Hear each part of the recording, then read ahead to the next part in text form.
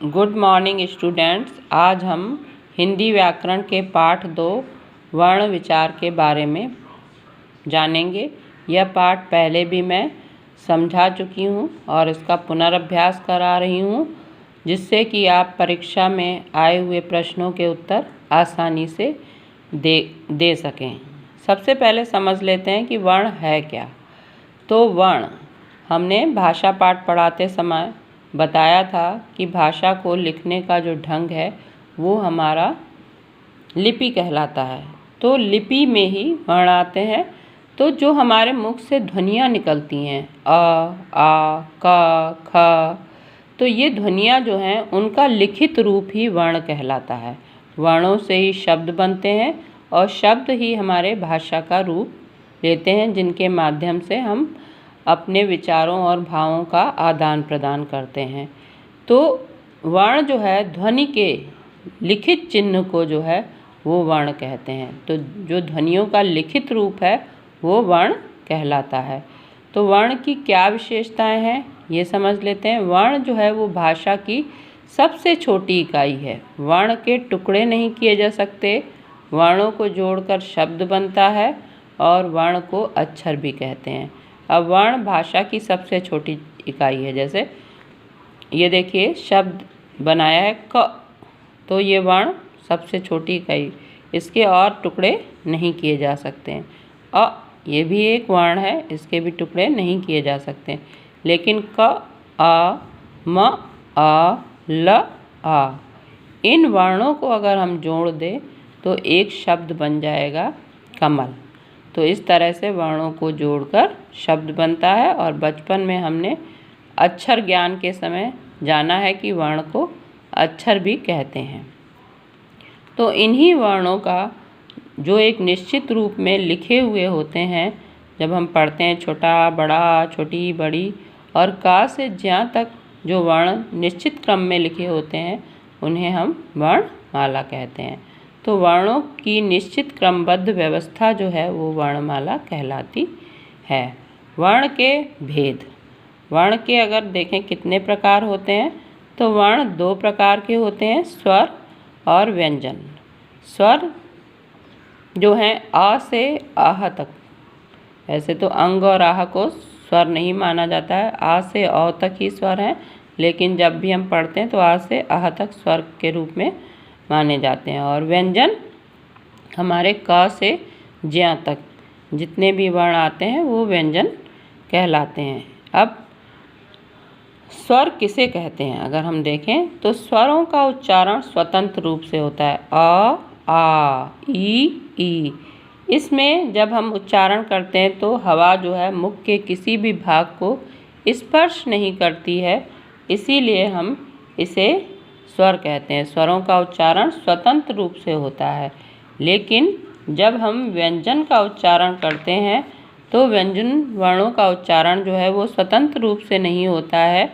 व्यंजनों को बोलते समय व्यंजनों की जो ध्वनियाँ होती हैं, जब वो निकलती हैं कंठ से निकलकर मुंह के किसी भी भाग को स्पर्श अवश्य करती हैं, तो उसे हम व्यंजन कहते हैं। और व्यंजन में देखिए स्वर भी जुड़े होते हैं, क और आ, तब हम का बोलेंगे। तो ये व्यंजनों में स्वरों की सहायता ली जाती है। तो व्यंजनों का उच्चारण स्वतंत्र रूप से नहीं होता।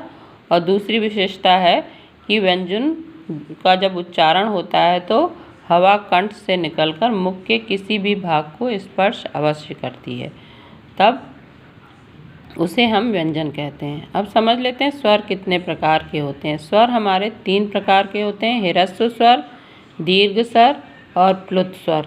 ह्रस्व स्वर क्या है? अ, ई, उ, री, ये 4 हमारे ह्रस्व स्वर होते हैं। और दीर्घ स्वर हमारे होते हैं आ, ई, उ, ए, ऐ, ओ, औ, ये 7 हमारे दीर्घ स्वर होते हैं। तो ह्रस्व स्वर 4 और दीर्घ स्वर 7, इन सब को मिलाकर 11 स्वर हमारे होते हैं। प्लुत जो स्वर है इनको बोलने में ह्रस्व स्वरों की अपेक्षा तिगुना समय लगता है और इनको जो है संगीत में राग आलाप करने के लिए और मंत्रों का उच्चारण करने में प्रयोग किया जाता है। जैसे ओम सा, रे। इस तरह से जब हम बोलते हैं तब हमें प्लुत स्वरों की आवश्यकता होती है। इसके अतिरिक्त 2 स्वर और होते हैं, इन्हें हम स्वर तो नहीं कहते हैं, इन्हें अंग और आह। ये अंग का प्रयोग अनुस्वार के रूप में प्रयोग किया जाता है। विसर्ग, आह संस्कृत जब हम पढ़ते हैं या कुछ शब्द जो संस्कृत से हिंदी में आए हैं, प्रातः, अतः, तो इन शब्दों का उच्चारण करते समय हमें इनकी आवश्यकता पड़ती है। इन्हें हम अयोग्यवाह कहते हैं। हिंदी में इन्हें अयोग्यवाह की संज्ञा दी गई है, अर्थात इनका ना तो जो है स्वरों में इनकी गणना की जाती है, ना ही व्यंजनों में इनकी गणना की जाती है। अब व्यंजन के भेद समझ लेते हैं। व्यंजन हमारे मुख्य रूप से देखें तो 3 प्रकार के होते हैं: स्पर्श व्यंजन, अंतस्थ व्यंजन, ऊष्म व्यंजन। स्पर्श व्यंजन हमारे 25 माने गए, जैसे क, ख, ग, घ, अंगा, ये क वर्ग है। च, छ, ज, झ, इया, ये च वर्ग। और ट, ठ, ड, ढ, ण, ये ट वर्ग। त, थ, द, ध, न, त वर्ग। और प, फ, ब, भ, म, ये है हमारा प वर्ग। और इनको स्पर्श व्यंजन क्यों कहते हैं? क्योंकि जब इन व्यंजनों को हम उच्चारण करते हैं तो श्वास जो है हमारे मुख से निकलती है, वो किसी न किसी भाग को मुख के स्पर्श करती हुई निकलती है। तो हमने आपको बताया कि 25 जो हैं हमारे स्पर्श व्यंजन होते हैं। क वर्ग, का से अंगा तक बोलते समय जो है हमारी जो वायु मुख से निकलती है वो कंठ को स्पर्श करती हुई, क, ख, ग।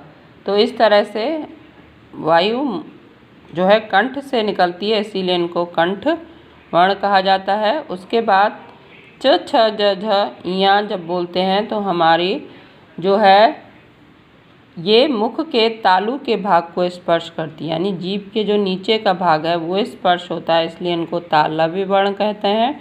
और ट, ठ, ड, ढ, ण को जब हम बोलते हैं तो हमारी जीभ मुख के ऊपरी भाग को स्पर्श करती है, इसलिए इन्हें मूर्धा भाग है वो मूर्धव्य वर्ण कहते हैं। त, थ, द, ध, न बोलते समय हमारे जो जीभ है वो हमारे दांतों को स्पर्श करती है, इसलिए इन्हें दंत वर्ण कहते हैं। और उसके बाद प, फ, ब, भ, म बोलते समय हमारे मुख का जो है वो ओष्ठ का भाग स्पर्श होता है, इसलिए इन्हें ओष्ठ वर्ण कहते हैं। उसके बाद आता है दूसरा अंतस्थ। अंतस्थ जो हैं वो जैसा कि शब्द से ही स्पष्ट है कि अंदर में स्थित, जो हमारे अंदर में स्थित होकर निकलते हैं, जैसे य, र, ल, व। ये 4 वर्ण जो हैं वो अंतस्थ वर्ण कहे जाते हैं, जो अंदर से स्थित होकर इनकी आवाज़ जो है हमारे अंदर से निकलती है, इसलिए हम इन्हें अंतस्थ वर्ण कहते हैं। उसके बाद आते हैं ऊष्म व्यंजन। ऊष्म व्यंजन में जो है वर्णों का उच्चारण करते समय जो श्वास है वो तीव्र गति से हमारे मुख से रगड़ खाती हुई निकलती है, श, श, स, ह। तो इसमें जैसे लगता है कि जो मुख से हवा निकल रही है वो ऊष्म होकर निकल रही है, इसलिए इन्हें हम ऊष्म वर्ण कहते हैं। तो इस तरह से हमारे ये स्पर्श, अंतस्थ और ऊष्म, यानी स्पर्श 25 हो गए, अंतस्थ 4 29 और ऊष्म हमारे हो गए 4 33 वर्ण हो गए। और संयुक्त व्यंजन भी हमारे वर्णमाला में हैं, जो 3 माने जाते हैं, लेकिन अब इनकी संख्या 4 मानी गई है। छ, त्र, ज, ये तो हमने 3 पढ़ रखे हैं। और एक ये श्रम, श्रमिक, इस तरह के शब्द भी हमारी भाषा में मिलते हैं। तो ये हमारे संयुक्त व्यंजन 4 हैं। और विशिष्ट व्यंजन जो हमारी जब भी हम पढ़ते हैं तो इन विशिष्ट व्यंजनों का भी उसमें वर्णन होता है। ण, ण, जैसे पढ़ना, चढ़ना, ये शब्द जो है ण के प्रयोग से बनते हैं। ण से पढ़ना, हाँ, तो गिर पड़ना जैसे कहते हैं, तो उसमें पढ़ना शब्द आता है। तो ये पढ़ और ये पढ़, पढ़ना, चढ़ना, इनके लिए इन व्यंजनों का प्रयोग होता है हमारी भाषा में, और आगत ध्वनियाँ जो हमारी भाषा में बिल्कुल घुल मिल गई हैं। जैसे हम कई ये अ जो है ये आगत ध्वनि है, अंग्रेजी भाषा से अंग्रेज हमारे देश में आए और उनकी ये ध्वनि हमारी भाषा में आ गई। जैसे कई शब्द अब हमारी भाषा में बिल्कुल घुल मिल गए, कॉलेज, कॉपी, हॉल, बॉल, तो इससे ये आगत ध्वनि आई है ज फ। जैसे ज से जिंदगी और जुल्म, फा से फ़ोन, फालतू। तो इस तरह के जो ये हमारी भाषा में अरबी फारसी से आए शब्द हैं और ये आगत ध्वनियाँ हमारी भाषा में आ गई हैं, जिनका हम जो है स्वतंत्र रूप से प्रयोग करते हैं ऐसे कि जैसे वो हमारी भाषा के ही शब्द हों। तो इस तरह से बच्चों हम लोगों ने देखा कि हमारे स्वर जो हैं वो 3 प्रकार के होते हैं। स्वरों की संख्या जो है वो 11 है, और व्यंजन हमारे जो हैं वो भी 3 प्रकार के होते हैं, स्पर्श व्यंजन, अंतस्थ व्यंजन, ऊष्म व्यंजन। और इनकी संख्या स्पर्श, अंतस्थ और ऊष्म की अगर हम मिला के देखें तो 33 है, लेकिन संयुक्त व्यंजन जो हैं ये भी 4 माने गए हैं, और विशिष्ट व्यंजन ये 2 हैं, और हमारे जो है वर्णमाला में ये आगत ध्वनियाँ भी जुड़ गई हैं। इसके अतिरिक्त भी व्यंजन जो हैं वो द्वित्व व्यंजन का रूप भी देखने को मिलता है। जैसे अगर एक ही व्यंजन जो है आधा प्रयोग किया गया हो और दूसरा पूरा, जैसे सच्चा, कच्चा, बच्चा, इस तरह से हमारे भाषा में द्वित्व व्यंजन भी देखने को मिलता है। तो बच्चों अब आपको समझ में आ गया होगा कि वर्ण क्या है और वर्ण के कौन कौन से भेद हैं, और स्वर किसे कहते हैं, व्यंजन किसे कहते हैं। तो आपसे मैं इस पाठ से संबंधित कुछ प्रश्न भी दे रही हूँ, जिन्हें आप अपने अभ्यास के लिए कर लीजिएगा। उसे उत्तर पुस्तिका में लिखने की कोई आवश्यकता नहीं है। पहला प्रश्न है, वर्ण के कितने भेद हैं? अब इसके ऑप्शन दे दिए हैं, जैसे 2, 3, 4। अब अगर हमने सही देखें तो इसका उत्तर है 2। दूसरा प्रश्न है, स्वर के कितने भेद हैं? 2, 3, 4। तो स्वर के हम देखें तो 3 भेद हैं, ह्रस्व, दीर्घ और प्लुत। तो ये स्वर के 3 भेद हैं। हिंदी वर्णमाला में कुल कितने स्वर हैं? तो हमने आप लोग को बताया था कि ह्रस्व और दीर्घ स्वरों को जब जोड़ते हैं तो हमारे हिंदी वर्णमाला में कुल 11 स्वर होते हैं। तो ये इसका उत्तर सही है, 11। और व्यंजन के कितने भेद हैं? तो व्यंजन के मुख्य रूप से 3 भेद माने जाते हैं, स्पर्श, अंतस्थ और ऊष्म।